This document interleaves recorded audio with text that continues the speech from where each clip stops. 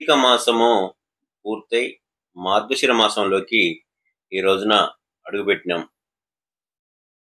నేటి నుండి మార్గశిర మాసం ప్రారంభమైంది. పౌర్ణమి రోజున మృగశిర నక్షత్రంలో చంద్రుడు ఉదయించడం వల్ల ఈ మాసానికి మార్గశిర మాసము అన్నటువంటి పేరు వచ్చింది.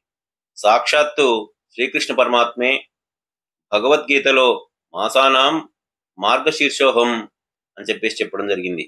వేదాలలో నేను సమవేదాన్ని, ఛందస్సులో గాయత్రి ఛందస్సుని, మాసాలలో మార్గశిర మాసాన్ని, ఋతువులలో వసంత ఋతువుని అని చెప్పినటువంటి ఆ పరమేశ్వరుడు చెప్పినటువంటి విషయం అందరికీ కూడా తెలుసు. అందువల్ల హిందువులకి ఈ మార్గశిర మాసం ఎంత పవిత్రమైందో అర్థమవుతుంది.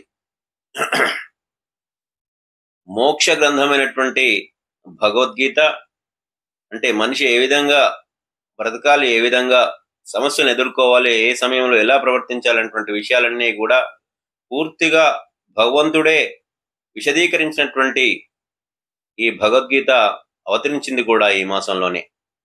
హిందువులు తిరుప్పావై చదువుతూ పరమ భక్తితో చేసుకునే ధనుర్మాస వ్రతం కూడా ఈ మాసంలోనే మొదలవుతుంది.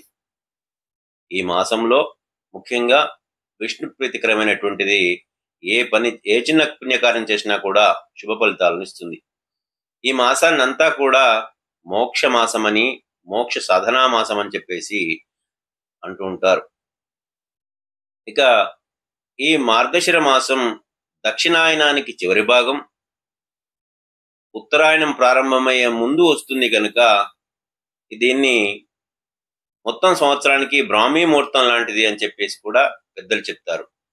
ఒక రోజులో బ్రహ్మీ ముహూర్తానికి ఎంత ప్రాధాన్యత ఉందో ఏడాది మొత్తంలో విష్ణు స్వరూపమైనటువంటి మార్గశిర మాసానికి కూడా అంతే ప్రాధాన్యత ఉందని చెప్పేసి పెద్దలు చెప్తారు.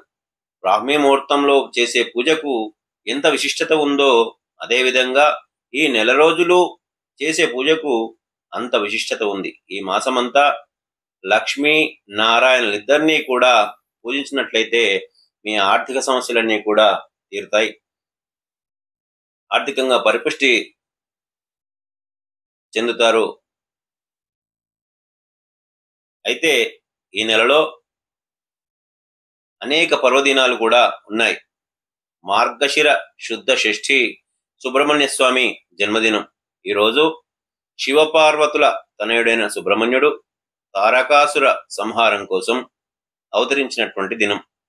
సుబ్రహ్మణ్య స్వామి షష్ఠిని సంతానం కోరుకునేవారు వివాహ కలత్ర దోషాలు పోవడం కోసము కార్తికేయుడిని పూజిస్తారు.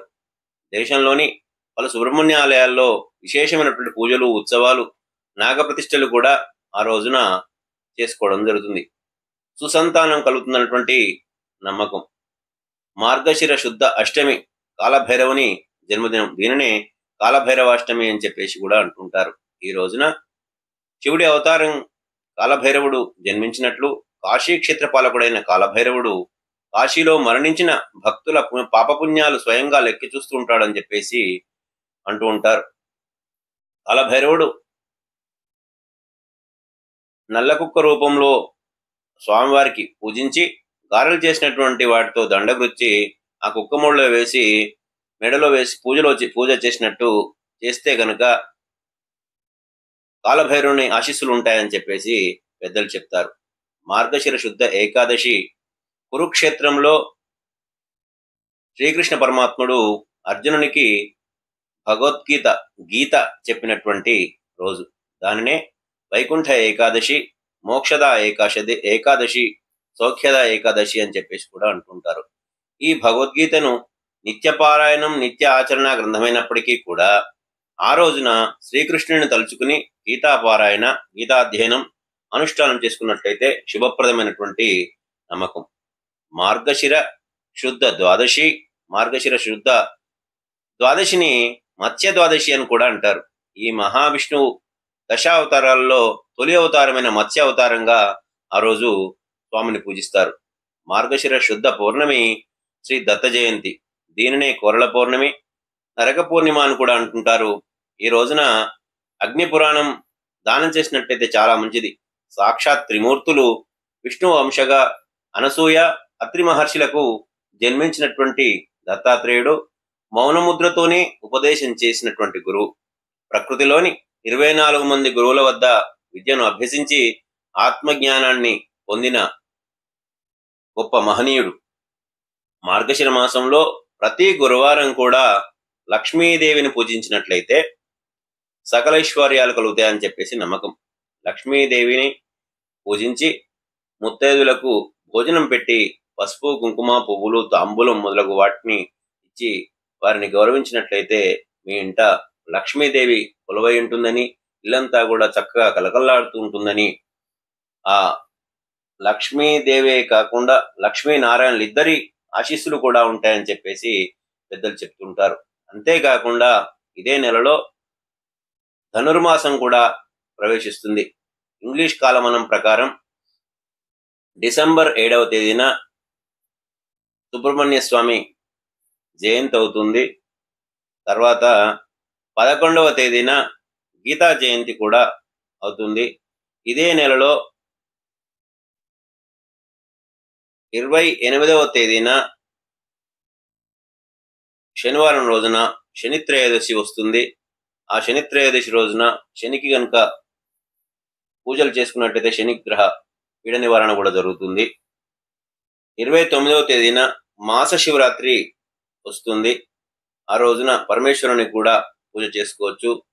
ఈ నెల గుళ్ళకు వెళ్ళలేని వారు ఇంట్లో చక్కగా పూజ చేసుకునే వారికి ఏ విధంగా చేసుకోవాలి అంటే, కార్తీక మాసం అంతా కూడా పూజలు చేసుకున్నట్టే ఈ మార్గశిర మాసం కూడా సాధ్యమైనంత తొందరగా లేచి ప్రాణపానాదులు ముగించుకుని ఇంట్లో విష్ణు లక్ష్మీనారాయణుల ఫోటోకు లేదా వెంకటేశ్వర స్వామి దంపతులు అట్లా విష్ణు వంశంలో ఉన్నటువంటి ఏ ఫోటోలు ఉన్నా కూడా ఆ ఫోటోలు శుభ్రంగా చేసుకుని గంధము కుంకుమ పెట్టి అలంకరించి నిత్య పూజలు కనుక చేసి గురువారం లక్ష్మీ పూజ, లక్ష్మికి అష్టోత్తరం చేసుకుని విష్ణు సహస్రనామాలు పారాయణ చేయవచ్చు.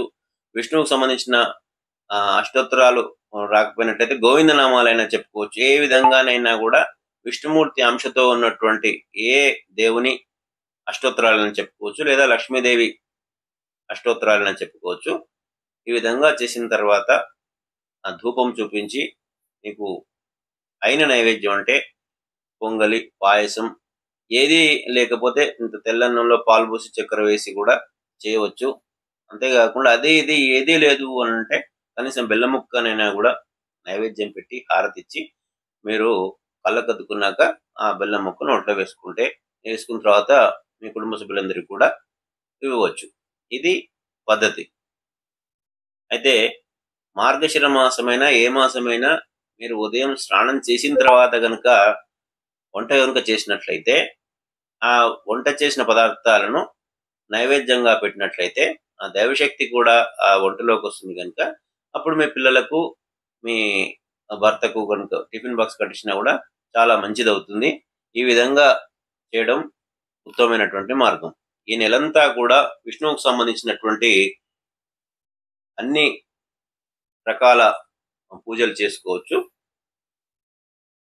మార్గశిర మాసంలో మీరు మీ కోరికలను మీకు అనువైన తీరులో విష్ణుమూర్తిని, లక్ష్మీదేవిని కొలుచుకొని మీ కోరికలు, మీ సమస్యలను తీర్చుకుంటారని, పరిష్కరించుకుంటారని చెప్పేసి మనస్ఫూర్తిగా ఆశిస్తున్నాం. అందరూ కూడా సబ్స్క్రైబ్ చేయండి, లైక్ చేయండి.